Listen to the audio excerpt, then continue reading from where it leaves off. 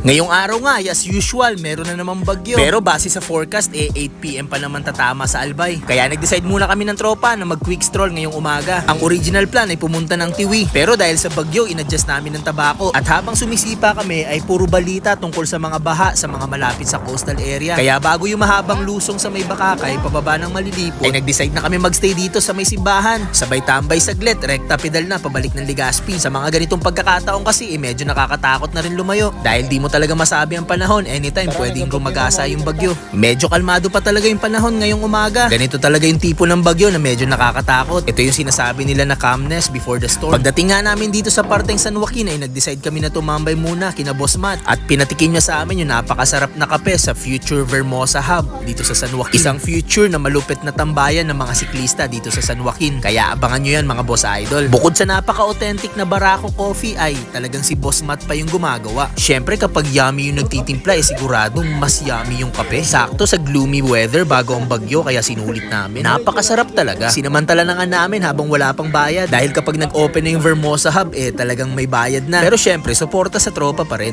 Habang umiinom nga ng napakasarap na kape ay sinabayan na namin ng konting kwentuhan at medyo maraming yabangan. O teka nga pala mga boss idol, baka isipin nyo naman eh sobrang relax namin kahit may paparating ng bagyo. Syempre na safety na namin yung mga bahay namin at isa pa medyo malayo naman kami sa mga high risk area. At ang pinaka-importante sa lahat ay updated naman kami sa pinaka-latest na weather forecast. Kaya alam din naman talaga namin ang ginagawa namin. Saka syempre nag-aalala din naman kami. At yung iba alam namin na nagpa-panic buying na. Pero paano naman kami na puro panic lang ang pwede gawin? Kaya dinaan na lang namin sa pedal. Maya-maya pa ay dumating na si Boss Marion kasama si Boss Sunny at si Madam Jem. Kita mo naman yung lakad ni Boss Marion. Malakas nga yung bagyong Pipito pero mas malakas yung dating niya. Sabayan pa ng napakalupit na tricks ni Boss Sunny. Good vibes na good vibes talaga. Napakape nga kami ulit sa sobrang sarap. Tapos tumambay saglit. Rekta kanya-kanyang pedal na pauwi. Mamaya nga idadaan na si bagyong Pipito. Kaya may time pa para mag-prepare ng last minute. Mag-iingat tayo lahat mga boss idol. Mag-prepare tayo lahat physically and mentally. At syempre, huwag kalimutang sabayan ng panalangin. Malalampasan din natin tong bagyong Pipitong to. Tayo pa ba? Mga Oragon tayo, di ba? Kaya hanggang sa muli mga boss idol, sana makapag-ride tayo ulit agad pagkatapos ng bagyo. Let's stay safe everyone.